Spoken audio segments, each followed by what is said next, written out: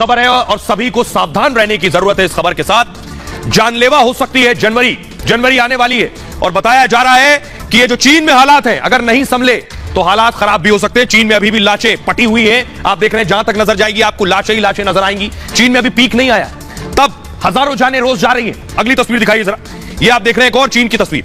अभी भी हजारों जानें जा रही है। अभी संक्रमण का जो दर है वो बढ़ चुकी है। लाखों मरीज रोज सामने आ रहे हैं कोरोना संक्रमण के। अब चीन का ये जो कोरोना है, जनवरी भारत के लिए इंपॉर्टेंट है। 40 दिन बहुत सतर्क रहने की जरूरत है। हालात खराब हो सकते हैं। अगली तस्वीर दिखाई, क्योंकि भारत में स्थिति यह है कि यहां भी बाजारों में उतनी ही भीड़ है, लोग उसी तरह बाजारों में निकल रहे हैं। और दूसरी चीज कि अब 31 आ रहा है, नया साल आ रहा है। नए साल में लोग बाहर निकलेंगे घूमने के लिए, तो सावधानी बरतनी जरूरी है। क्योंकि मैं आपको बताऊं कि टूरिस्ट डेस्टिनेशन पर भारत में बहुत ज्यादा भीड़ हो रही है। एक्सपर्ट कह रहे हैं 40 दिन जरूरी है, जनवरी जानलेवा भी हो सकता है। ये क्यों कह रहे हैं, ये मैं आपको दिखा रहा हूं। देखिए, जिनपिंग को आप देख रहे हैं, कोरोना छिटक छिटक के गिर रहे हैं। ऐसे ही चारों तरफ कोरोना छिटक छिटक के जा रहे हैं। देश के लिए जनवरी जानलेवा है, भारत के लिए। कोरोना पर अगले 40 दिन बहुत गंभीर बताए जा रहे हैं। एक्सपर्ट्स मानते हैं कि चौथी लहर भी आ सकती है। भारत में 3 लहर आ चुकी है, चौथी लहर भी आ सकती है। पूर्व एशिया में मामले बढ़ने पर 35 दिन में भारत में लहर आ जाती है। यानी पूर्व एशिया में मामले बढ़े तो भारत में 35 दिन में दिखने लगता है। चीन के साथ अमेरिका, जापान में भी संक्रमण बढ़ गए हैं। जापान में बुधवार को 415 लोगों की मौत हो गई है, जो कि एक दिन में मौत का अब तक का सबसे बड़ा, सबसे ज्यादा आंकड़ा है। 3 लहरों में, अगर मैं बताऊं, 3 लहरों में सामने आया, मामले धीरे धीरे बढ़ते गए। पहली लहर देखिए, अगर आपको याद हो, पहली लहर 2020 में आई थी। पहला केस 30 जनवरी को केरल में आया था भारत में। पहली लहर का जो पीक है 17 सितंबर को आ गया था। यानी पहली लहर में पीक आने में 6 महीने लगे थे। और उसके बाद इस दिन 98,000 नए मरीज भारत में सामने आ गए थे। 10 फरवरी को पहली लहर कमजोर हो गई थी।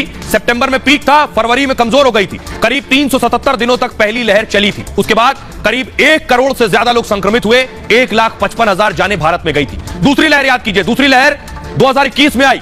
मार्च से ही संक्रमण में तेजी आनी शुरू हो गई थी दूसरी लहर में। अप्रैल और मई में दूसरी लहर चरम पर पहुंच गई थी। कितने दिन में? सिर्फ 2 महीने में भारत में पीक आ गया था। पहले में 6 महीने में पीक आया, दूसरी लहर में 2 महीने में पीक आया। 61 दिन में कोरोना ने तबाही मचानी देश में शुरू कर दी थी। हर दिन औसतन 2000 से ज्यादा कोरोना से मौतें होने लगी थी। 6 मई को दूसरी लहर का पीक आ गया था। तब तक एक दिन में 4 लाख से ज्यादा केस सामने आ रहे थे। ये दूसरी लहर थी। अब तीसरी लहर देखिए, 2021 में 27 दिसंबर को शुरुआत हुई तीसरी लहर की। 21 जनवरी को इस लहर का पीक आ गया। यानी 27 को शुरू हुई दिसंबर में और जनवरी में पीक आ गया। कुछ दिनों में पीक आ गया। इसीलिए कहा जा रहा है चौथी लहर का पीक बहुत तेजी से आ सकता है। तीसरी लहर में 3,47,000 मामले 21 जनवरी को सामने आ गए थे। और इसके बाद संक्रमण दर का कम होना शुरू हुआ था। एक महीने में 50 लाख नए मरीज सामने आए थे। इस दौरान 10,465 लोगों की मौत हुई थी। अब 40 दिन में कहा जा रहा है भारत के लिए बहुत इंपॉर्टेंट है। और इन 40 दिन में यानी जनवरी जानलेवा हो सकता है। इसीलिए आपसे कह रहा हूं, अब सुनिए जरा, एम्स के महामारी एक्सपर्ट है संजय राय, उन्हें सुनिए। इंडियन ट्रेजेक्टरी की मैं बात करूं कि आगे क्या है, सो बहुत ही अनलाइकली है कि कोई बहुत ही बड़ा वेव आके हमें परेशान करने वाला है। नंबर ऑफ केसेस के हो सकते हैं, नंबर ऑफ हॉस्पिटलाइजेशन बढ़ जाए, डेथ बढ़ जाए। क्योंकि आज की डेट तक जो भी हमारे पास एविडेंस है कि जिनको नेचुरल इन्फेक्शन हो गया वो अच्छे समय तक प्रोटेक्टेड है, लंबे समय तक प्रोटेक्टेड है और बेटर प्रोटेक्टेड है। तो और जिस तरीके से इन्फेक्शन सेकेंड वेव में हुआ था, उसके बाद ओमिक्रॉन इस साल जनवरी में आया। जो भी हमारे सीरो सर्वे थे सेकेंड वेव के बाद ही बता रहे थे कि करीब 68% पॉपुलेशन कंट्री लेवल पे, कुछ स्टेट में 80 to 90% तक हो चुका था इन्फेक्शन। उसको देखते हुए कहा जा सकता है कि हम बड़ी अच्छी स्थिति में। लेकिन खतरा कहां से, ये मैं आपको बताने जा रहा हूं। चीन कोरोना एक्सपोर्ट कर रहा है। चीन फ्लाइट के जरिए कोरोना भेज रहा है। इसलिए सबसे पहला खतरा चीन से आने वाले पैसेंजर हैं। ये मैं क्यों कह रहा हूं, क्योंकि चीन ने कई ऐसी फ्लाइट्स भेजी हैं। आपको बताऊं, उन फ्लाइट में जब लैंड हुई दुनिया के देशों में तो आधे लोग कोरोना पॉजिटिव थे। देखिए इस रिपोर्ट में, चीन ने यूरोप में एक बार फिर कोरोना बम फोड़ दिया है। चीन एक बार फिर दुनिया में कोरोना एक्सपोर्ट कर रहा है। 2023 में चीन ने फिर दुनिया को तबाह करने का प्लान बना लिया है। दरअसल चीन से इटली के मिलान जा रही 2 फ्लाइट में यात्री कोरोना पॉजिटिव पाए गए। एक फ्लाइट के 92 यात्रियों में से 35 यात्री कोरोना पॉजिटिव पाए गए हैं। चीन की दूसरी फ्लाइट के 120 यात्रियों में से 62 यात्री कोविड पॉजिटिव पाए गए हैं।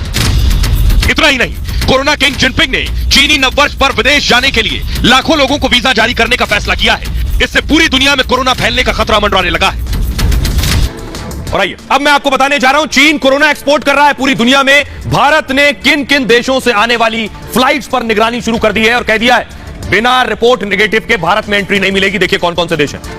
तैयारी ये है आपके सामने, देखिए चीन से भारत आने वाली फ्लाइट, दक्षिण कोरिया से भारत आने वाली फ्लाइट, जापान से भारत आने वाली फ्लाइट, थाईलैंड से अगर जो फ्लाइट भारत आ रही है, हांगकांग से और सिंगापुर से, ये जो देश हैं जिन्हें आप देख रहे हैं, इनसे फ्लाइट से जो भी पैसेंजर आ रहा है उसे अपनी नेगेटिव रिपोर्ट लेकर आनी होगी। भारत ने क्यों किया है आरटीपीसीआर रिपोर्ट नेगेटिव हो? आइए आपको बताता हूं कि आखिर ये करने के पीछे वजह यह कि इन देशों में हालात खराब है, इन देशों में स्थिति क्या है कोरोना की, तभी भारत ने फैसला लिया है। इन 6 देशों में हालात देखिए, कोरोना से लगातार केसेस बढ़ रहे हैं, ये आपके सामने आ गया।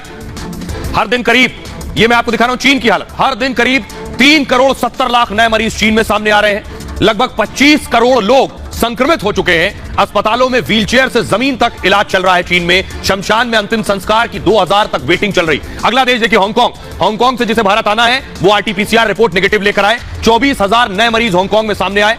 अब तक 11,683 लोगों की मौत हो चुकी है। 5 लाख से अस्पतालों में मरीज है, 5 लाख से ज्यादा, करीब 23 लाख नए मरीज सामने आए हैं जापान में, और अब तक 56,648 कोरोना मरीजों की मौत हो गई है। 78 लाख से ज्यादा मरीजों का इलाज जारी है। अगला देश है साउथ कोरिया। साउथ कोरिया से अगर आ रहे हैं तो आरटीपीसीआर रिपोर्ट नेगेटिव लानी होगी। 71,000 से ज्यादा नए मरीज साउथ कोरिया में, अब तक 32,000 से ज्यादा मौत हो चुकी है। 11 लाख मरीजों का इलाज जारी है साउथ कोरिया में भी। लेकिन भारत ने क्या कदम उठाए हैं? जो लोग विदेशों से आ रहे हैं, जो लोग कोरोना लेकर भारत में लैंड हो रहे हैं, उन्हें क्या करना है ये मैं आपको दिखाता हूं। ये देखिए जरा, ये आप देख रहे हैं चीन समेत 6 देशों से आने वालों पर सख्ती बरती जा रही है, और भारत आने